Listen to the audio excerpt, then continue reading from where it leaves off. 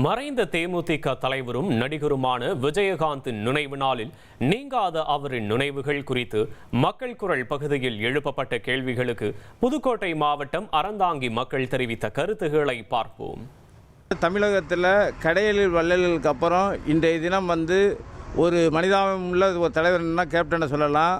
அவரோட வாழ்வு என்பது மக்கள் அனைவருக்கும் ஒரு பயனுள்ளதாக இருந்தது. களத்தில் இன்றைக்கி எவ்வளவு பிரச்சனையாக இருந்தாலும் அந்த இடத்துக்கு நேரடியாக சென்று அந்த மக்கள் பிரச்சனைகளை நேரே அவரே முன்னெடுத்து எல்லாத்துக்கும் அதை தன்னோட கரங்களால் எல்லாத்துக்கும் அவர் உதவிகள் செஞ்சார்.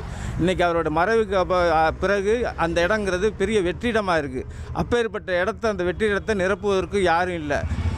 கேப்டன் அவர்கள் எவ்வளவோ நலத்திட்டங்கள் பண்ணி, அதாவது மாற்றுத்திறனாளிகளிலிருந்து உடல் உழைப்பாளர்களிலிருந்து எல்லாத்துக்கும் சமூகத்துக்குள்ள ஒரு எடுத்துக்காட்டான ஒரு மனிதன், முன்னுதாரணமான மனிதனாக விளங்கினார்.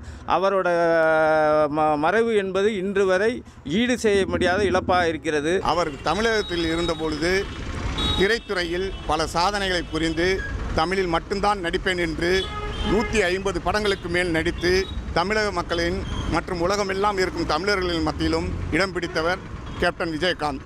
அவர்கள் இல்லாதது பெரும் தமிழகத்திற்கு இழப்பாக இன்றைய தினம் இருக்கின்றது.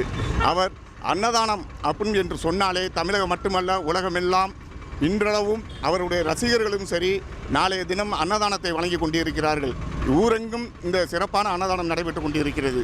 நடிவடைந்த நடிகர்களுக்காகவும் இந்த நடிகர் சங்கத்தை யாராலும் மீட்க முடியாத சமயத்தில் தன் முயற்சியால் அனைத்து நடிகர்களையும் ஒருங்கிணைத்து அந்த நடிகர் சங்கத்தை மீட்டெடுத்து இன்றைய தினத்தில் அந்த நடிகர் சங்கத்தை மீட்டு புதிய நடிகர் சங்கமாக உருவெடுத்திருக்கிறது. அதற்கும் கேப்டன் அவர்கள் தான் காரணம்.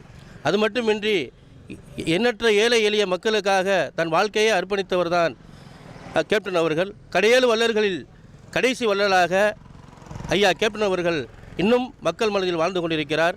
நாம் சங்ககால இலக்கியங்களில் கடையேழு வள்ளல்களை பற்றி அறிந்திருப்போம்.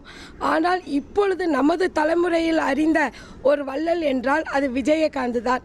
அவர் மக்களுக்கு இளைஞர்களுக்கு அனைவருக்கும் வீரதீரத்திலிருந்து எல்லா உதவிகளையும் செய்திருக்கிறார். அவர் மதுரையின் மைந்தன் என்பதற்கு எடுத்துக்காட்டாக பெரும் வீரராகவும் அனைவருக்கும் உதவி செய்வதில் வள்ளலாகவும் இரக்க குணம் நிறைந்தவராகவும் இருந்திருக்கிறார். அவரை இந்நாளில் நாம் அவரை நினைவு கூறுவதில் பெருமை அடைகிறேன். மக்கள் குரல் பகுதியில் அறந்தாங்கி மக்கள் தெரிவித்த கருத்துக்களை பார்த்தோம்.